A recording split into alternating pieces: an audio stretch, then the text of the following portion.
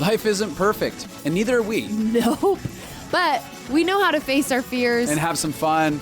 and talk about all the messiest things of life. Like the messiest things. Get connected to yourself, get connected to others, and get connected to the life right in front of you. This is The Connected Life with Justin and Abi. That's me. That's you. And you. Hello, everyone. Hey. And Hey, how hey. are you today? Me or the people? I don't know. Anybody?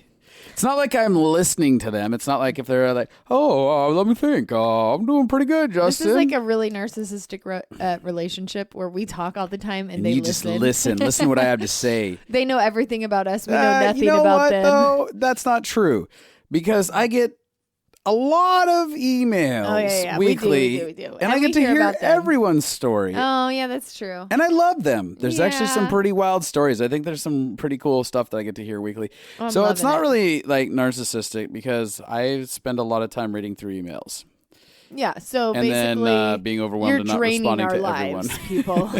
Quit draining us. Narcissistic on the You're other such a way. drain. I'm just kidding. We Just love like your this. childhood. You're just a drain on your parents. You're a burden. Don't ever email anyone Why, again. Dad? Why, Dad? I just want to show you something, Mommy. Let me alone. You're draining me. Anywho. Guess what? What? Today, we went and spoke. I'm telling on you. Oh my gosh, we did go speak We went today. and spoke today. And to a bunch of creatives. Yes, at a creative school. Yeah. And that was super fun. I have a lot of fun. I love creatives and creative schools. Like specifically. Because they're all crazy like you. Yeah, they're out of their mind. They're just like, and I can be as weird as I want. And they're like, it's cool because just a minute ago we were pretending to be a bee and buzz around the room.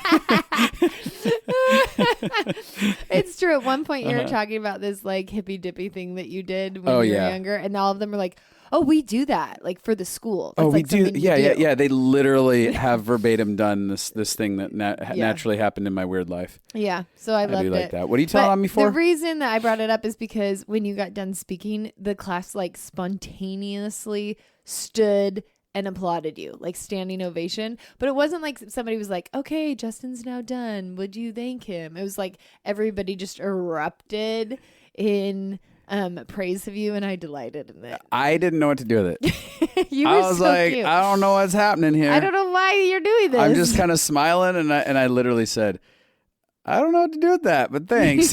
They're like, just receive. It was so cute. Like people cheered me on. They were cheering That you was on. the opposite of what happened in high school. When I got made fun of for giving a speech my junior year, and all the seniors in the front row started heckling me. Oh, gosh. And the instigators, the jerks who were the instigators Were of they that. your friends? No, they were I the don't know. pastor's son and his best friend. Yeah, and the pastor's son, I was best friends with his younger brother. Uh-huh. Yeah, they humiliated me. Oh. They started making fun of me because I was wearing socks and Docs. You know, Doc Martens with like the sandals? Oh, gosh. You had it coming. No, I like wearing I just was like Socks and Docs. socks and Docs. I didn't care though. I didn't care what people thought I like that. until they all started trying to hated make fun of you. me in front of like another 300 people. That sucks. But Yeah. listen, this is the beautiful thing about redemption is you got back up on the horse and you rode it and they applauded. Yeah, they did. It was like this. I felt almost like I was on top of a horse riding naked, and like as if I had lovely blonde locks just blowing through the wind, and everyone was just cheering me on. Nope, that's not what the scene was like at all. That's not how I felt either. That sounds painful for a guy. That sounds horrible. To be naked hurts riding so a bad. horse. That'd be like the Why worst is this happening case to me? scenario. Also, I don't have hair. Okay, what are Also, you? you don't have hair. Speaking of not having hair, I look like Mr. Clean, and that's a Mr. great segue Clean, into what we're Mr. talking about today. Clean. What are It's we talking true. about? Actually, someone pointed that out when I first started shaving my head. They're like, "You look like Mr. Clean." I mean, yeah, all of us bald guys do. I get it. It's one of those unoriginal jokes that whenever somebody says, you're like, yeah, I never heard that. I am gonna before. go one of these Halloweens. I literally am gonna go as Mr. Clean. I think you should. I think it's funny. Mr. Clean is hot. I need some pirate earrings. He has like pirate earrings. Yeah, you need pirate earrings. That's true. Hey, listen, we got so many emails after our last session that we did on podcast. Sex, and more sex. Sex. Oh. Success and sex. Yeah. And from single people asking us to do an episode for like how to walk through sexuality while you're single. And we're just telling you that that's not what we're doing today. That has nothing to do with Mr. Clean. Nope. But we will be doing one. It will be coming, so pay attention and yeah. Check it out. And check it out. It'll be. I'm mentioning you. You don't have to email me anymore. We got it. We heard you. We heard the outcry. We heard the singles. Yes. We will. We will come for you. But today, that's not what we're talking about. We're talking about a very deep subject, something that almost caused us to divorce. Yeah, it can either completely tear you apart. We weren't close to divorce. Or pull you together. This. Not over the. Well, I don't know. You don't know. You don't know my thought life during this. Gonna end. Well, no, it's not. It wasn't divorce. Murder, yeah. Divorce, no. No. Yeah, that's kind of the agreement that we've made. So, like, you can't leave me, but I will kill you. Now, this subject we're about to talk about. Honestly, I get a lot of people who come into my office, and this is honestly right up there. This issue, as far as money, sex, and this are some of the top things that cause disruptions inside of marriages. Yeah, in relationships in general. Yeah. But this is one of those things that it's not like this subject is gonna help single people because it would have changed my life. Well, you're saying as a single person, this will change your life. Uh-huh. Yeah, I think so too. So, do you want to drop the bomb on them? You drop it, babe. Bop that drum. Bop that. Drop that bomb. There's Abby's dyslexia kicking in for you. So what we want to do is we want to get into a conversation about cleanliness or the lack thereof it. When I realized I did dyslexic thing, the thing I did to handle it is that counts. You're so weird. Okay. I'm sorry. ADD moment. Yeah, we're talking about cleanliness. Woo! Yeah, and everyone's like, "What? Okay, move on." Because like, how does that affect my life? I know. Like, oh, that's a boring subject. Who wants to talk about how clean you keep your space? But really, the conversation is going to be on multiple levels. It's going to be about being powerful. It's going to be about becoming partners inside of a relationship. How we navigate melding two different cultures together inside of relationship to actually build a connected life. Yeah, it's also going to be about how you I manage. threw our title in there. Oh, you are good. Really You are so good. Hashtag the connected life. Yeah. It's also going to be about learning how to manage your internal world and really what does your level of cleanliness say about what's going on inside of you? Because that's the truth. Because people who are OCD clean and people who are super messy, both of those things explain something about our internal world. Internal world, your thought processes, how you're managing life. And I don't mean just OCD clean. I mean, like, there's so many levels on the messy to clean scale, but all of it actually tells us something about ourselves, and it's worth understanding ourselves and finding the best balance in this area that we can. So we're going to jump into sharing some of our early stories of our own childhood past. Mm-hmm. And then kind of talk about the influences of that, our journey together relationally inside of that, and then what we learned from one another. So, what was that? Was that like, I don't know what else to say? No, it's just like I've randomly done that 2 other times. So you thought I'd just toss it in there? In case they had stopped paying attention. Yeah. Right back. Hey, there's Abby there. All right, Abby, why don't you tell us a little bit about your childhood and your history with cleanliness? Okay, well, growing up, I had a hard time cleaning my whole life. And my parents didn't really help me with that so much. Like, my room would get messy and I would just feel completely overwhelmed and at a loss of what to do. And so then my mom would just clean my room for me, which was not helpful. Like, I mean, it felt great as a kid. I'm like, yeah, sure. I get to get out of I don't have to do work. This is the best. Great. I'm going to go watch TV. Woo! Or talk on the phone. Like, that's what kids do. But it didn't help me. It didn't help me feel powerful. Didn't help me learn. And there was like war over that with my parents. My dad was mad that she wouldn't make me do it. My mom was like, cut her a break. And so there was like an extreme there. There was war really about everything in our family. Yeah. But so when I was growing up, our house was like, it would get messy and my mom was a little bit more messy. But then like we would, if somebody was coming over, we'd like spend like a bunch of time and clean it all, or she'd clean it in the middle of the night. Like oftentimes my mom couldn't sleep. She'd often like just in the middle of the night clean the whole house. And then you'd wake up and be like, oh, this feels nice. But as time went on, so that's probably like when I was younger. As time like young, 5, 6, 7. Mm-hmm. And then as time went on, my mom got more and more depressed and more sick and less active and more hoardery. Hoardery. Yeah, that's a word I made up. And so fast forward to eventually like full on hoarders. Completely could have been on the TV show. Like nothing was ever clean. I remember as a teenager feeling so overwhelmed because I could spend all day cleaning and you wouldn't be able to tell that I'd spent. Yeah, you wouldn't make a dent in it whatsoever. Yeah. And there was like this dream in my heart to be able to like clean our house. Because it had this feeling, the emotion of our house felt like we're always behind. Right. Because there's always so much more that we need to do. It's this overwhelming task list. You can't like walk in the house without seeing things that need to be done or taken care of. And now I will say, so it probably made you feel really defeated. Totally defeated. Yeah. Now, that being said, I'm a highly adaptive person. So what I did to handle like how out of control our lives were, which my life was out of control in so many ways in our family. Mm-hmm. Like it was just, there's so much chaos. You set a basement fire and burned the whole home down. That's how you handled it, huh? Gosh, that would have been probably easier than what I did. Would have taken a lot less years of therapy. But no, what I did was I just learned how to tune it out. I just learned how to shut out so I could be in any environment, anybody, any mess, whatever. I could just like not even notice it. Go to basically a happy place, escape your body or escape the situation kind of. Yeah. And I would say like consciously I did that. So I was never consciously bothered by the mess. I was never consciously feeling like that, oh my gosh, we're so behind. That wasn't conscious.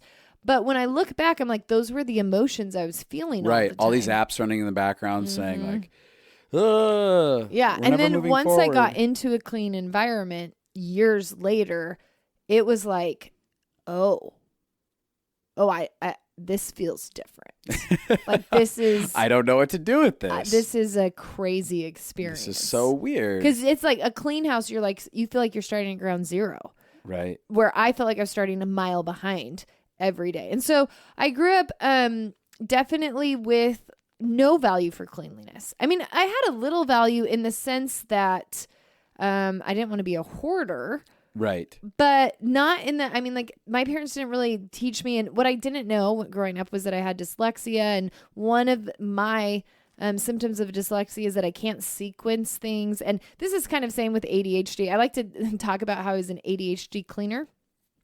Same with the sequencing thing. So cleaning for me would look like I'm like cleaning my bedroom and then all of a sudden I realize, oh, there's a plate in here. I should take it to the kitchen. So I take it to the kitchen. And then when I'm putting it in the dishwasher, I realize the dishwasher is clean. And so I can't put it in the dishwasher. So I decide to take the dishwasher and empty the dishwasher. So I start emptying the dishwasher and I need to put the scissors that are in the dishwasher away. And so then I take them to the office to put them away. And when I'm in the office, I see this piece of paper that I actually need to remember to do something with. And so I bring it into the other room. Literally experienced multiple unfinished projects and I'm like, oh my God, Abby started something and then started another 10 things. Yeah, it's a horrible cleaning system because you really can do that for hours and get nothing accomplished. Yeah, you're way better now, but especially in the early days. Oh yeah, it was a mess. I was like, what just happened? It felt like more messes got created than got cleaned up. 100% they did. And dyslexia, like I said about the sequencing, is I couldn't look at a room and know how to clean it. So I would just get overwhelmed. The emotion would just be overwhelming and I would be shut down. And so I could, where do I start? What do I do? There's too much of a mess. I can't. So sequencing is the thing in your brain that tells you start by picking up all of the dirty clothes. Start by throwing away all the trash. Like the sequencing thing that helps you break a project down, I couldn't do. And so it just felt overwhelming. Oh, yeah. So you had between the dyslexia and between the history of watching everything get cluttered so much, it just feels like all of you felt very small and capable in a lot of ways, defeated. And then that actually poured out into a lot of other areas of life, right? But if you would have asked me, like when we got married, I wouldn't have said I was defeated about cleaning at all. No.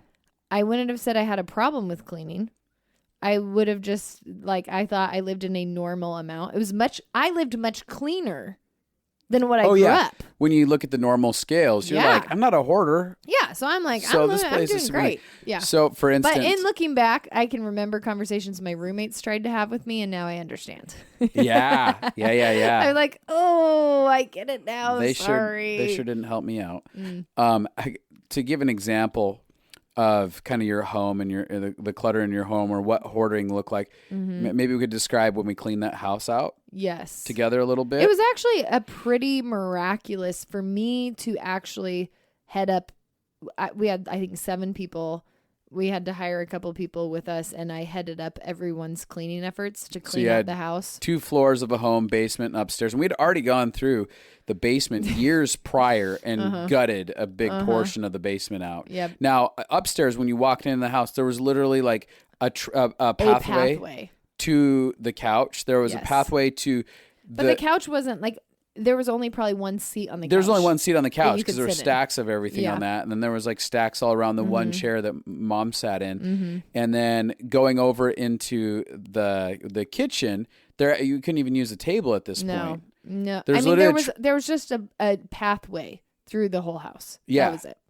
To to the rooms where the bed existed and so on and so forth. It took us multiple. We got a driveway, giant dumpster the size of a driveway. Yeah, and it was, I think, 3 of those that we went through. Yeah, it was pretty incredible. It was hardcore. Yeah. So, and I don't know if it was like that previously growing up, if it was at that point, but it was gradually grew to that. Right. So I can see the exhaustion level. So fast forward really quick, the point of that was, when we get into marriage, and then we're going to go into my life, but really briefly, it would be like we would make an entire dinner, pots, pans, everything, and then there's grease everywhere. She's got like the pans and dishes stacked in the sink, and she just walks off and leaves it. To go eat the meal we just cooked. No. So the next morning when I get up and go into the kitchen, I'm having a complete meltdown. We just worked so hard in cooking this. Now we should get to enjoy the feast. Right. Yeah. So, but that was pretty regularly where there'd be stacks of things left over. Yes. But for you, you're going, yeah, but there's more than a pathway. There's entire living spaces for us everywhere. Totally. Right. So a little bit about my world. Do you want me to share that? Yeah. So going back to my childhood. It was very similar. Except on the other side of the entire spectrum. So my house was complete perfection. Yep. Growing up in my home, if I left, if I ate at the kitchen counter, I had to Windex the kitchen counter every time I left it and make sure there was no streaks, no fingerprints. Yep. The home was vacuumed. The main living quarters was probably vacuumed 2 to 3 times a day. Yeah. And your mom Clorox bleached the front steps to the house. There was concrete steps, and to make sure that there wasn't any stains on them, they were Clorox bleached and scrubbed down. Growing up as a kid, my bed always had to be made, but it wasn't just made. There couldn't be a wrinkle in the bed, and there had to be. I was going to go back and going to get a good talking to, for lack of better words, if there was even so much as a wrinkle in the bed. It's a downplay, but yes, you were going to get punished. Yeah, there was going to be a lot of pushback, which is interesting too. As a side note, my mom is extremely the opposite now. I mean, she's just like, all right, let's just have fun and whatever, which is really cool. But going through that, my entire environment gave no room to live in mess. Yep. It was another example was Christmas morning. We have this video. We watched a home video. This video is hysterical, right? Oh my gosh, I was dying. A little bit of sadness, but a little bit of humor. So there's this video, and it was back when, in the days pre iPhones, tripods set up, but cameras on it in the background, and then you watch as I'm like standing there, I'm ripping open these packages. I'm like, I got another Ninja Turtle! Oh my God, it's Leonardo!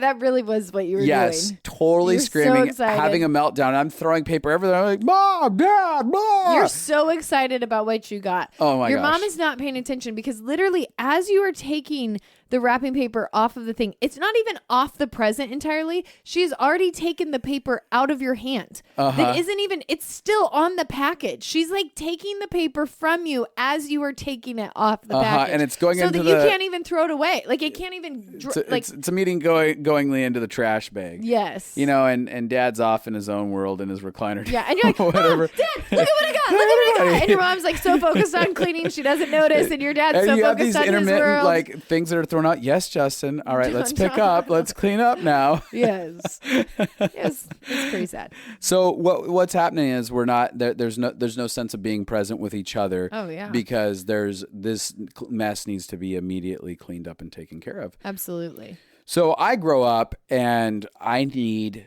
everything in its place. I can't even, the idea of leaving a mess somewhere just drives me through the roof. I feel a lot of anxiety when there's a mess somewhere because I all of a sudden my brain starts feeling super cluttered real fast. And so you're used to being in cleanliness, but there's also this other thing of like the subconscious fear of punishment that would probably linger from your childhood. Like if anything's a mess, it's going to be punished. Right. There's going to be a lot of repercussions if this isn't taken care of. And so you learned the only way to feel at peace and at rest is to have everything perfect. Yeah. So it was a real great idea for us to get married. Yeah. And as a side note, it's really funny because my perfectedness of stuff had to be visually perfected, but not really. So it's like I could take I need to clean off maybe a counter, and I could throw that and clutter that into one box as long as it's unseen. And it's clean now, but there's zero organization. It looks pretty on the outside. Yes, I've noticed that about you. A reflection of my soul at the time. Everything has to look pretty on the outside. Oh, yeah. So anyways, what were we going to say? So we get married and it was just a ginormous crap fest. Yeah, it's like this nuclear bomb suddenly goes off 100%. Cleanliness communicates for me honor and respect. Yeah. Right. And love and safety. Yeah. And peace. And peace. Yeah. And now all of a sudden there's a person who I am completely out of control of. Yeah. Who wants to do whatever they want to do. And I am living following this tornado named Abby around being like, okay, I got to pick up her clothes. Like literally Abby. And we've joked about this before in past situations and conversations, but you knew where Abby was at when she came home because you could follow the trail of garbage because she'd walk through the door and then she'd maybe kick off her shoes one after another 5 feet apart. And then all of a sudden the jacket comes off and gets dropped and then a bag gets dropped somewhere and it just continues on. Oh yeah. And this is what I think we want to communicate to all of our listeners, whether you're single or married or whatever, is you have a map in your head and in your emotions about how you navigate the world and what your rules are, what your normal is. And so I brought my map of normal is messy and you brought your map of normal is clean. And we have this collision of core values, of belief systems, because not only do we both have our ideas, but they mean different things to us. So like I'm looking at Justin being like, how in the world does me putting this dish in the dishwasher feel like love to you? Like I'll kiss you all over your face. I'll tell you everything that's right about you. I will hold you forever. I remember thinking your words are worthless. Your words are worthless unless you follow them up with an action. Oh yeah, 100%. And I'm like, I cannot fathom, because in your system, cleanliness again is safety, is peace, is love, is protection. And so for me, cleanliness means none of those things. It means work.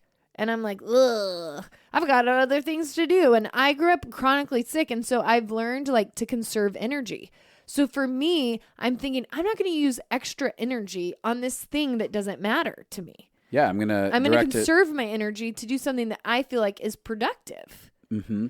And so one of the things first and foremost off the bat, Abby talked about the idea of a culture clash. So we have these culture clashes, whether it's over, again, whether it can be with roommates, it can be with parents, it can be with loved ones, best friends. And we have our norms. And as long as we believe that my normal is the right normal, what we'll do is we'll create massive chasms of disconnection between us and the people around us. Absolutely. Because our behaviors aren't signs of disrespect. They aren't signs of I don't love you most of the time. Yeah. Sometimes somebody's like, no, I hate you. Let me make a point. I will listen to nothing you say and go counterculture to everything you do. But the reality is I think for most people that come into my office, they're very unaware of how it's affecting someone. Mm-hmm, and they're very unaware that there are different cultures that we're all coming from. And so just because we speak English with our words doesn't mean we're actually speaking English with our actions and our decisions and how we operate. And so oftentimes we're on a completely different language page of lifestyles. Yeah, because you say cleaning and it means something different to you than it means to me. Absolutely. Like you say cleaning, it means respect, love, peace, safety, protection. When you say cleaning to me, it means something that steals my energy, a never-ending battle, something that's uphill. What's the point anyways? So when we're talking about cleaning, we're not explaining all of that stuff. I wasn't even aware of that stuff. You're not aware of what cleanliness or messiness even means. I didn't know what it represented. Yeah. At all when we got married. So we think we're having a fight over something that isn't even what we're having a fight over. No, not at all. Yeah. And this is what pretty much every argument with everybody in humanity is about. We come to the table with rules in our mind that we think are very clear and very true and the most right. So and anyone else who veers off of that is an idiot and a psychopath. So for me, like I learned, like my dad always wanted me to clean, but my mom always wanted to have fun. And so I learned like it's either you connect with people or you clean. So cleaning meant disconnection. Right. But not cleaning meant connection. So when you would tell me you wanted to clean, it's like almost like it hurts my feelings. Like you don't want to connect with me. You don't care about me. You hate me. Yeah. You hate me that much. You want to clean right now. But again, when we got married, we had no idea that it meant any of that to us. Mm-hmm. So part of this portion of the conversation begins with asking yourself questions, rhetorical questions of like, what is actually my normal, that may not be everyone else's normal? What's my cultural normal? Becoming aware of my cultural normal and then realizing, all right, this isn't everyone else's normal and it's not better than everyone else's normal. Yeah. What did I grow up with? What are the beliefs that I learned? What does it mean to me? What are the emotions surrounding it? Because this is such a funny thing, but if you dug into anybody's world and you said, what emotions did you have about either your house being clean or your house being messy? Eventually everybody would have a bucket of emotions they have about it. Right. And this transcends, cleanliness inside of a house. It can hit so many other issues inside of your life. But again, once we get an awareness of I have a culture that differs from other people's culture, it's not exactly right. Yep. There is no right. It's really gray. Mm-hmm. And I want to seek to understand other people's value systems and where those value systems come from and what are they doing that's communicating love and value towards me inside of that relationship. So part of it early on, if I could have understood there is no right way, I could have come in and gone, okay, it didn't mean my way was bad. It just didn't mean it was the only right way to do things. And there was other things. I could have come into the situation going, hey, Abby, I know that we come from two different cultures. Help me understand what communicates love and value. And I could have gone into this situation specifically about cleanliness and things and been like, hey, what does this communicate to you? Oh, I want to love you through connecting through fun. And I feel like we're missing the mark on this over here and getting to have fun and enjoy one another. Oh, okay. Okay, so she does want to love me. And this is a form of connecting, is having fun over here. And okay, well, let me dive deeper into what communicates love for me and how can we find a middle ground where we meet each other midway? Yeah. Basically, in relationships, you've got to be like, this is the culture I come from. This is the culture you come from. What is the culture that we can meet in the middle and figure out how to create together? Yeah. So we're going to create our own culture. Not necessarily one is going to dominate the other. Actually, and I'm doing that with friends all the time too. Yeah. I'm meeting them with certain cultural standards they have, and I'm going to go meet them in this, and hopefully they'll meet me on mine as we. Absolutely. One of my friends this week was just talking to me about how pride is one of the biggest problems in marriages. That idea that my way is the best way, it immediately disconnects you from going to connection. Because if you would rather be right than have connection, you'll miss it every time. And that's the reason that I find so many people, come into my office on issues like this. So it ultimately devolves into us diving down into the core root.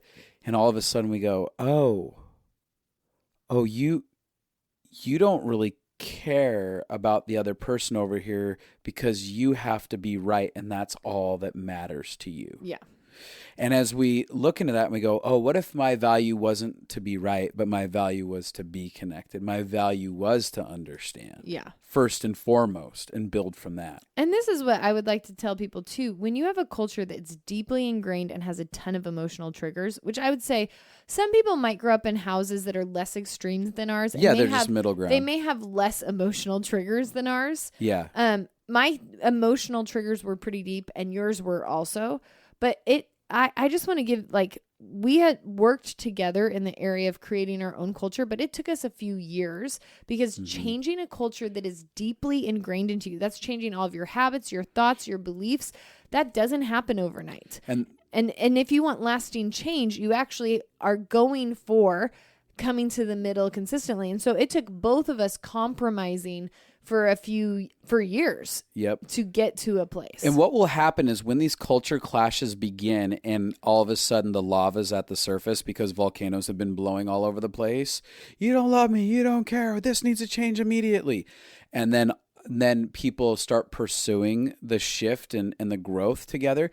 One of the biggest hurdles that I have going on what you're talking about here is the idea that it's not happening fast enough. Oh, absolutely. So people will get super livid and be like, they don't care about me. Yep. We've been working on this for 3 months now and they're still doing the same old shit as they were doing before. And they're just violently pissed off about it. Oh, yeah. And I'm like, this is a 15, 20, maybe 30-year history of culture that's ingrained in this person, and you're expecting this to happen overnight.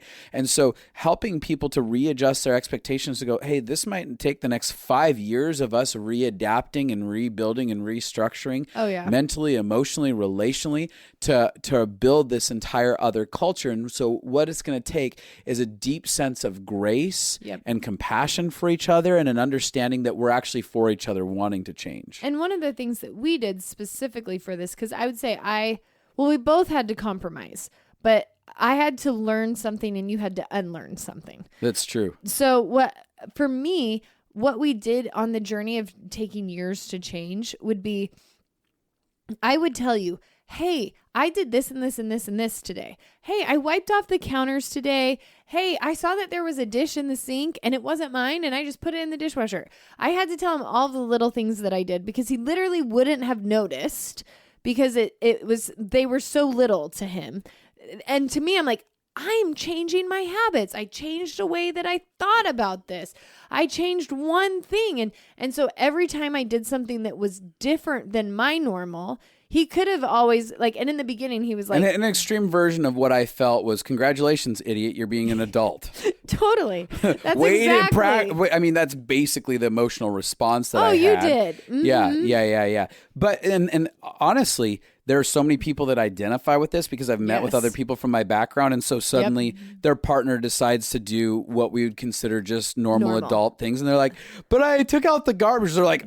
Oh, well, do you want a friggin' award? Because that needed to be taken out. Oh, yeah. But really, when we establish the conversation of oh, no, I'm trying to show you that I'm loving you and that I'm partnering with you. I'm trying to meet you in your culture. I'm trying to transform my culture. And I'm just wanting to bring an awareness that I'm being deliberate. Yes. I started going, oh, that's beautiful.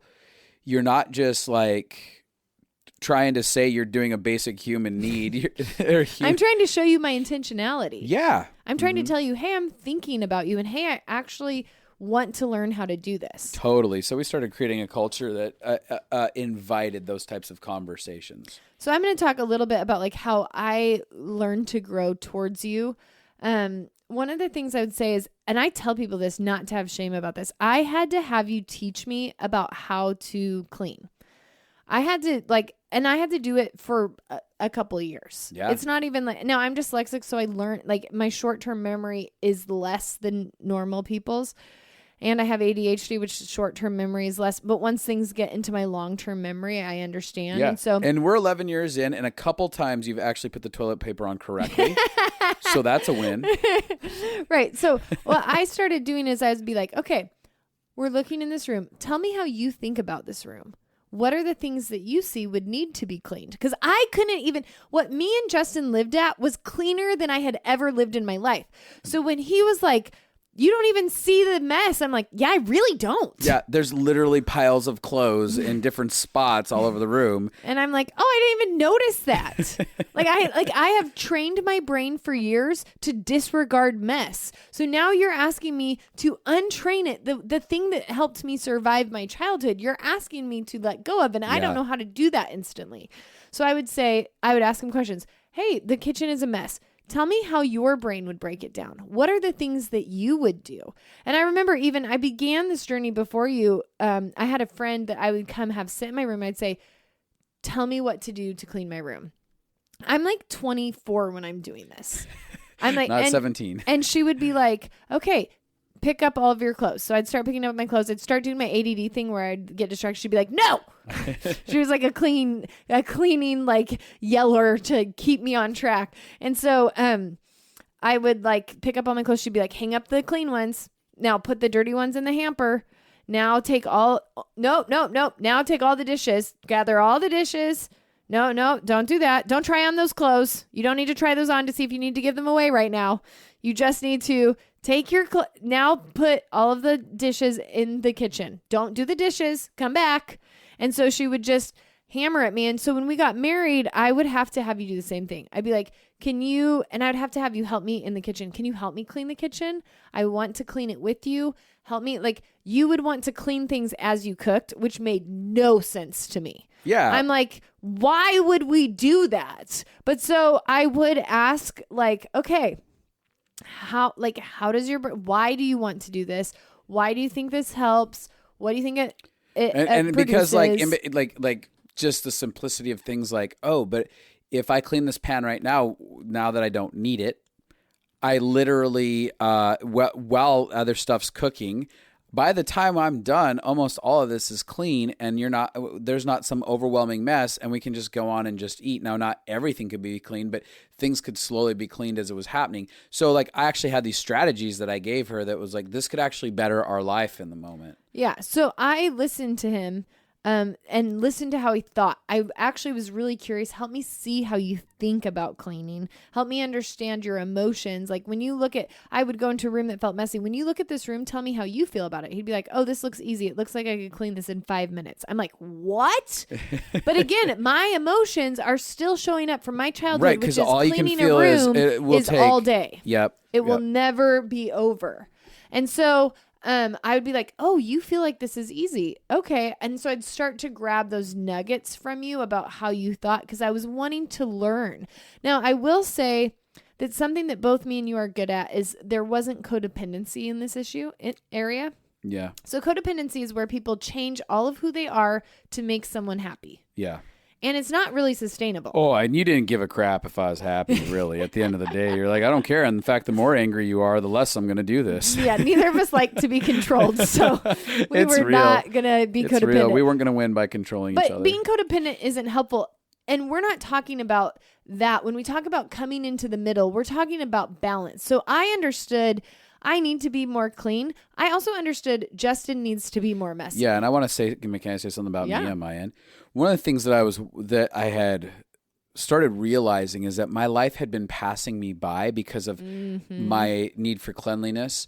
And when I talk need for cleanliness, I'm not just talking about house. I'm talking about a life of structure in a way that needed all the plans, needed everything laid out, needed everything perfect.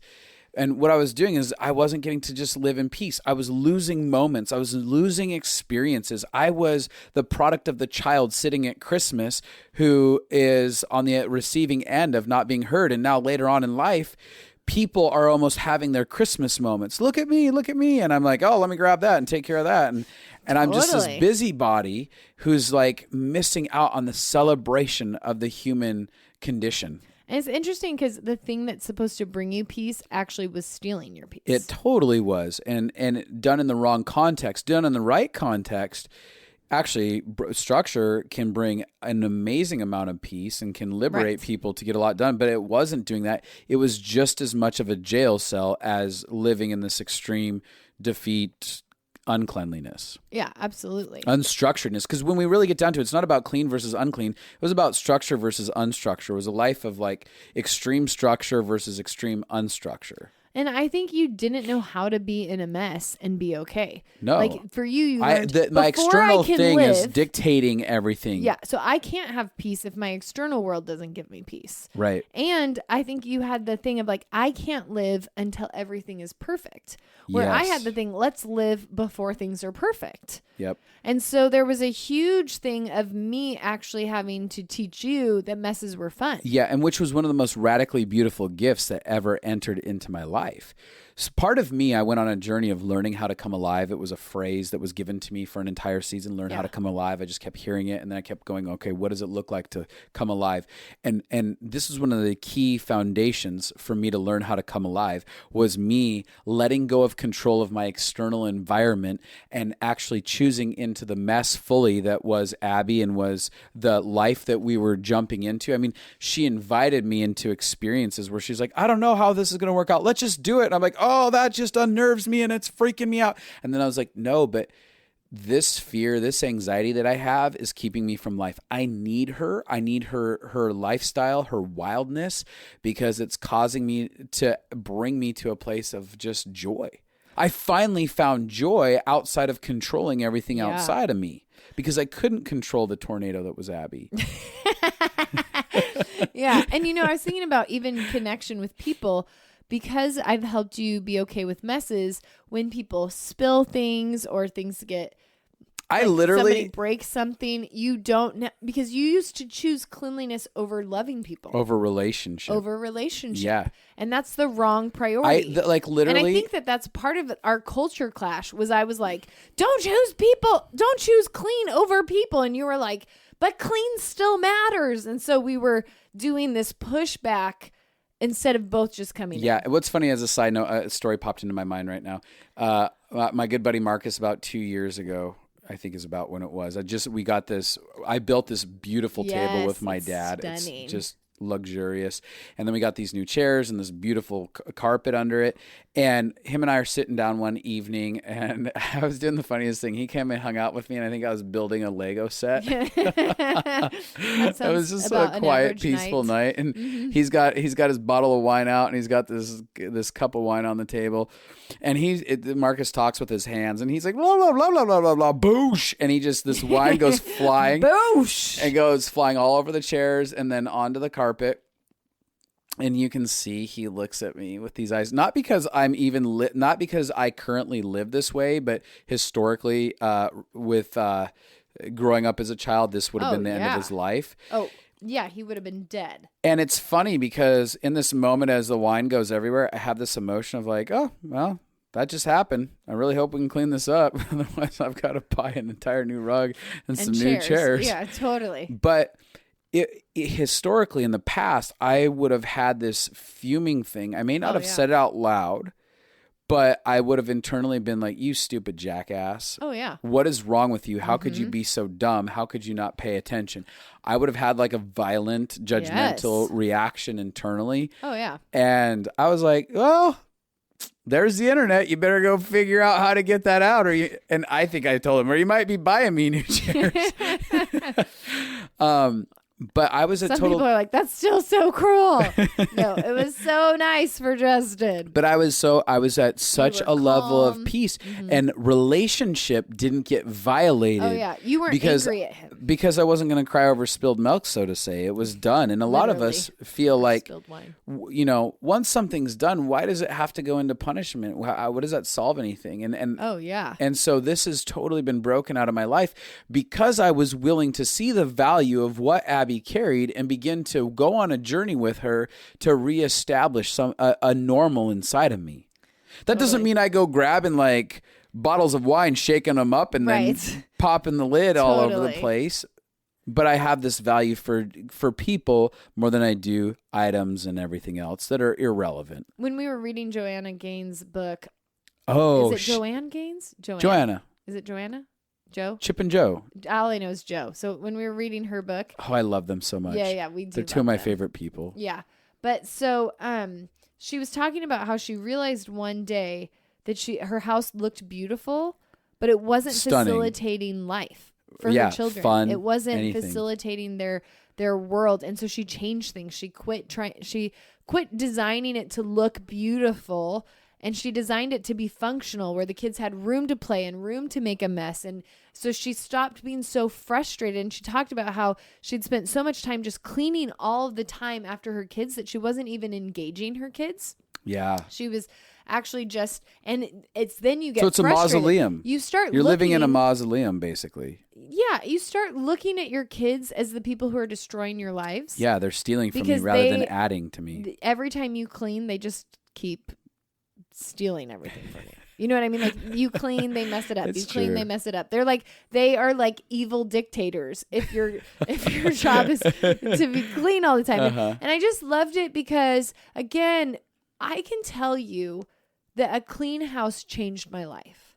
Yeah. It brought so much peace. How? Why? I am a different human. So even like, there is a level of peace, and I feel much more connected to myself. I feel much more momentum to do things in the world, to change things. There's much less depression. I grew up, my mom was depressed and I was depressed, and we lived in a house, and I didn't understand how much. I mean, I understood a little bit. I kept telling my mom, if you clean, it'll change your life. But in a clean environment, the depression is so much less. And we actually know, because when I get depressed, things will start to get messy.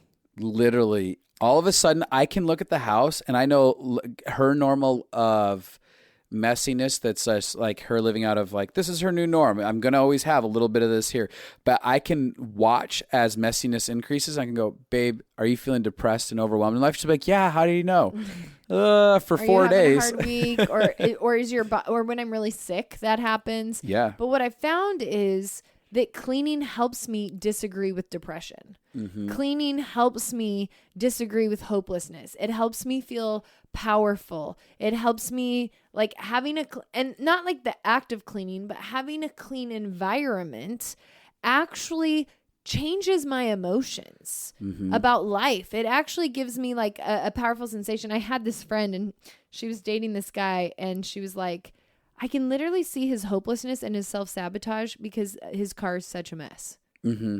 Like, it's all not the time cluttered. It's not about perfection, but she was like, I can tell that he doesn't take care of his life because he doesn't take care of his stuff. Mm-hmm. And there is a thing that I've learned. Now, I don't have judgments on people who aren't clean because obviously that was my life. But I will say that I have become so empowered through becoming more clean. Even with my car, learning how to keep my car clean. And listen, I get with kids, it's impossible to have, we're not talking about perfect, but there is a place where you actually feel peace being in something that is well taken care of. And like the Chip and Joe example, if your life like is always being put on pause because of, again, this transcends cleanliness, but This is about relationship. This is about relationship. This is about structure versus not having any structure, and living powerfully versus living defeated. And I was living defeated inside of actually cleanliness at some level because of the approach to it. And so some of you may be looking at your world and being like, I have a spotless life. And you go, yeah, but you're not living, and your kids don't feel like you're living. Yes. And so whether it's the spotless life is the home that's spotless, or the perfection of everything you're building and creating, and I have all these things all together and I'm doing everything, but you're not even actually living. Oh yeah. That's one of the reasons I hate all of the like bloggy people on Instagram. I don't hate you, but I do think like we're acting like every house is perfect and beautiful and spotless all the time, and then you feel and then you always feel behind, and you feel like I can never do that. And the goal would be lived in homes. Right. But clean will help you feel better. So we're kind of trying to say like there is this golden balance where you actually have a value for taking care of your stuff and taking care of your home, and you actually want your emotions to be thriving. Like that's really, for me, cleanliness is about having the most emotional space. And I'll tell you, since learning to be more clean, I have more time to do fun things. I feel more free. Like the structure in our lives has actually created more space to enjoy life. Mm-hmm. And things that used to take up so much of my time trying to get it all structured and get everything done right, that we're stealing from experiences. Now I'm off having all kinds of experiences. I was like, who cares? That'll get done like later. And I'm okay if later builds up and goes even a little bit later. Like I'm okay with letting some things go because now I'm going to go have an experience with people. I think we got frustrated in our marriage because here's how it feels when you're married and you have two cultures that are different. You both feel like you're forcing me to compromise. Yeah. Like we both felt that. Like you felt like, no, you're dictating that my space has to be messy. And I was like, you're dictating that my space has to be clean. That's real. We both felt very controlled by each other. I felt powerless. I felt like you were dominating. We both felt powerless and dominated by each other. It was the same thing with time. You felt like I forced you to be late. Oh, yeah. Like I always wanted to be on time. Uh-huh. Yep. And so there was a lot of culture clashes. And I think more and more peace came when we understood the emotional reasons why, that it wasn't just stubbornness. Mm-hmm. And when we started like leaning in, so there'd be times when Justin would say like, hey, I'm purposefully going to leave the dishes a mess so we can go enjoy dinner because I want to love you and I want to connect with you. And when we both would intentionally share like what we were doing to meet the other person in the middle, it really helped. And I also came to a place of saying, where I'd tell you like, hey babe, I could really use this clean. And I'd watch you be like, oh, I hear your heart. I totally want to jump in and meet you. I can see that that's the reality. And you could see how I let things go for like an entire week. And then I'm like, hey, I've totally tried to let you do this over here. Could you please meet me? And you don't have some hardened wall internally and towards me. I mean, here's the truth. I never saw when you let things go for a week. Never. I don't ever remember. You would tell me that and I'd be like, oh, you've let things go for a week? Like, because I was so blinded to it. But my heart was I wanted to join you on the journey. Right. And so because of relationship, because of care, not because of codependency. Yep. And because we want to like thrive. We really, and this is where this is all boiling to a head on another issue really, which is, what is this person in my life for? People will come and go in and out of our lives, and they're meant to be a gift to us. Yes. And there's pieces of their experience, their history, how they do things that are different than us, and it's meant to liberate us. It's meant to balance us. It's meant to bring freedom. And instead of comparing with them or judging them, if we get in a heart... It's so easy to judge. I'm right and you're wrong. I'm good and you're bad. My way is the best and you're stupid. Or I'm totally failing at life because I don't do it that way. And you're the best. What if we get in a heart posture as people come and go through our lives and we start asking, what is that gift? What is their gift? What is their culture, their history meant to bring to me to open up? What kind of freedom is it meant to give me?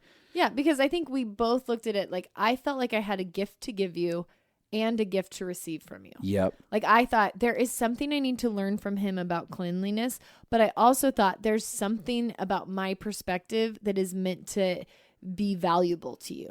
And so that's kind of how I look at every relationship. My friends, I would say the same thing with my friends. My friends have strengths that I don't. And I always think that I get to have the gift of that, but I never feel diminished because I always feel like I have something to give as well. And part of the things, a standard that I've set up inside of me is this idea that I'm not always right and I don't always do things the best. Yeah. And there's always room to learn. Mm-hmm. And that's a huge thing that a lot of people, like, we feel safe in always being right. Oh, yeah. We feel powerful in being the best. Mm-hmm. This is the best way to do it, and I'm completely right. It's this false sense of empowerment, but you're not actually being powerful, having to dig your heels in and act like you're always right. It means you're not open to learn. It means you're not open to grow. It means you're not open to actually risking. And I will say that me and you have looked for a lot of win-wins. So, like, a great thing is, like, I have this basket in my closet that I can just throw everything into. Right, like where she doesn't have to hang anything up. Yeah. Because which if I also... don't have time. And what you'll do is if you get annoyed with a pile of clothes, you just throw it all in that basket. I literally grab it right off the floor. And just throw it in the basket. And I'm like, that's fine. That's in the closet where I don't have to look at it in a basket. And she can hang it up whenever she wants to. Totally. And so we have lots of kind of tricks that help us come to the middle on things. So what if life became this beautiful compromise? Again, transcending cleanliness or messiness. And we started looking at the world around us and asking, where am I not healthfully compromising? And what kind of things is that keeping me from? What gifts am I missing out on? What growth am I missing out on? What life am I missing out on? Yeah, they say one of the biggest problems in marriage is contempt. They say that's the number one issue. There, John Gottman, he's an amazing marriage psychologist who has found he can pinpoint if a marriage will make it within like 4 minutes of a conversation because he can see contempt. That's what they look for. That's the number one thing they look for is there contempt in the relationship? Then they'll lead towards divorce. If there's not contempt, then they have a high percentage of lasting well. Chance of making it if they have value and for I each find other. this is the area of contempt. This is not cleanliness, but the idea of either I'm right or you're wrong, or my way's better, your way's stupid. When you actually see like the thing that drives you crazy about the other person could also be a part of the gift of them to you. Mm-hmm. When you see that, when you look at the gift that is in your world and not just the frustration, it helps you live without contempt. In fact, when it comes to relationships around me, where something drives me nuts, where I'm just like, I want to end your life type deal, I start asking like, what is this pushing? What button is this pushing inside me? This is a sign right now that there's an area of my heart where I'm not living in freedom. Yeah. This is an area of my heart that's unresolved, that may have a place of pain, a place of punishment that hasn't been dealt with, a place of judgment, a place of unforgiveness. So why don't I go work on me instead of trying to change them? And I'm talking to all y'all control freaks out there. Why don't y'all work on you instead of trying to change somebody else, instead of being angry at them? Yep. So good. So our homework for you is, if you're married, it'd be great to have a dialogue with your spouse about this. If this is an area that you struggle, actually, like, what are the emotions that we have? What does this mean? How have we not treated each other well because of this? Where have we disrespected and dishonored each other? I think a conversation should always start with taking ownership with what you have done. Yeah, I can see that I disrespected you in this area. I remember we've had times where I've apologized and been like, I'm so sorry. I treated you with, judged you. I judged you. I was harsh towards you over this. This is actually meant to liberate me and be a gift to me, and please forgive me. Yep. And that's a great way to start a conversation, taking ownership for your part, because you can't make the other person take ownership for theirs, but you can lead in vulnerability. And the truth is if you create a lifestyle like that, like a lot of people are scared, like, but if I do that, then that'll just give them permission to be more cluttery. And you know what's interesting is the more respect and honor we give to somebody, the more honor and respect they actually want to give back to us. And a lot of times people are in cycles. They're living cyclical experiences where, I would love to change, but you're such an a-hole about how you approach me with this. That I don't want to change. That I'm especially going to leave it messy now. I'm especially going to keep making things clean. If I change and you learn that being an a-hole gets you what you want, then I'm teaching you that. Mm-hmm. So introducing respect and honor inside of marriages, friendships, whatever it is, and taking ownership on your end. Okay, so if you have a roommate, it'd be great to have a conversation. If you knock heads over this, if you don't knock heads over it, great, just let it be. But if you knock heads over it with your roommate, it'd be great to have a conversation. Like, what does cleanliness mean to you? What is a middle ground? How can we work together to partner in this instead of this? And if you're single, one of the things that I think that would be great is to actually look at what is your map about cleanliness and where do you fall on it? Are you towards the super clean? Are you towards the super messy? Are you in the middle? And what is one way that would bring growth? So if you're messy, is it because you feel defeated? Is it because you feel depressed? Like, what are the emotions? What are the rules that you learned in your family around it? What are the, just like when my emotions are bad, I have my emotions, like my house shows what my heart feels like on the inside, right? So if my heart feels like, la, la, la, la, my house looks like that. And so if we had kids now, I'd be teaching them that thing. Yeah. That when your emotions are a mess, your house is a mess. So that would create their own belief system about messes and cleanliness. So the idea would be to look into, why do I do what I do in messy? And I will say that powerful people, and even like a wealth mentality, wealthy people take care of their stuff. Like I've gone through teachings of the different classes. Yeah. And there's much more messy hoarders in poverty, and there's much more cleanliness in wealth. And that's not me. That's a very general sociological thing that I've heard. I'm not in any way pegging people or saying that it's their fault to be in either of those. But I'm like, I want to do everything I can to agree with abundant mindsets.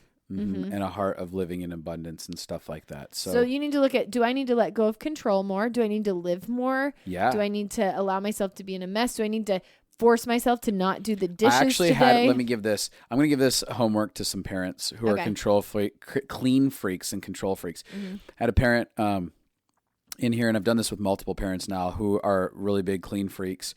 And specifically this one mom is just like, I just can't stand it, and it's driving me nuts. And I'm like, here's what I want you to do. I want you to designate one of the walls in your children's bedroom the coloring wall. Mm-hmm. And you're going to tell the kid, hey, I know you want to make some messes around the house, but mom's going to give you a special gift. Mom's going to give you a special wall. Totally. You get to write whatever you want on that wall, color however you want, as much as you want on that wall. And the kid's like, what? The kid's just dazzled by this. And the kid all of a sudden, hey, if we can keep things clean out here, you can always have your wall to do this on. And what happened inside of it is all of a sudden the kid felt so loved, made a huge mess of the wall, and did it for the course of an entire year. And there wasn't a spot on that wall that wasn't covered. And at some point, there was the journey of together repainting over it. Yeah. And going, let's paint over this again. Mm-hmm. And what she learned during that process was like, oh, it's not high stakes, and it's not that, and it's okay to let a mess exist and let it be visual. And it's about these kids getting to be kids, but also teaching them a level of structure in other places. And so this balance started being brought into their world. So if you're a parent like that, I'm going to give you the job of giving your kids a wall to completely paint on, scribble on, do whatever they want, and that's their designated wall in their bedroom. Absolutely. There's Find always a way paint. to embrace Can always mess. be painted over. Yep. Yeah. And some of you, like, I tried to create messy activities for Justin because I wanted him to get to enjoy the mess. We did an 80-person food fight. Yeah, a couple times. We've done hikes through the mud, like lots of things to try to just enjoy the messiness of life. Yep, absolutely. So as we're wrapping this up, everybody out there, there's the Father series, which is about to launch. 12-part e-course with a workbook. We've said before, we put in over probably 240 hours worth into the process of like writing and rewriting the questions inside of it to actually walk people on a journey of restoration and reconciliation with their fathers, healing it, because the father wound actually affects our relationship with our dads, whether we know there's pain or not inside of it. Our belief systems created around our relationship with our dad infect every area of our life, for the negative or the positive. Absolutely. And just like we've been talking about in this episode, we all have maps, we all have culture that we come from, and most people they don't know how to figure out their beliefs that they have around things. They don't know how to figure out their emotions. Like when we say like, what is your map around cleaning? People are like, how do I figure that out? Well, everybody has a huge map in their life with tons of their cultural normal rules that they're not even aware are their cultural normal rules that are guiding their life and driving it. And so this course helps you figure out, what is it that I believe about life? What is it that I believe about myself? What is it that I believe about men? What is it that I believe about relationships? And how can I heal that so that I can be choosing the map, the culture that I want, instead of just living in reaction to what I experience? Yep. So you can jump onto Justin and Abi. That's Justin and abi.com/shop. And you guys can pre-order that now. That pre-order is up from now until Father's Day, June 16th. And with that pre-order comes $19.99 off on that. And if you buy a 5-pack bundle for a small group, you get more off. There's about a $300 savings overall in going that direction right now. So if you got anything out of this episode that touched you, transformed you, was helpful, all we ask is rate, review, share, and subscribe. Absolutely. So pass it around to your friends. Yeah. Have a cleaning party. Yeah. Don't be a tornado. Oh, yeah. And I want to just challenge some of you. Some of you need to go ask a friend to help you learn how to clean. It can feel shameful to be like, I'm a 35-year-old and I don't know how to clean my house. But there's no shame in anything. Like what's shameful is living disabled in your heart because you won't get help. Yeah, totally.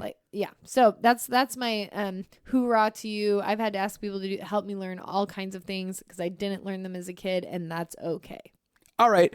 Well, we're done. Bye. Bye.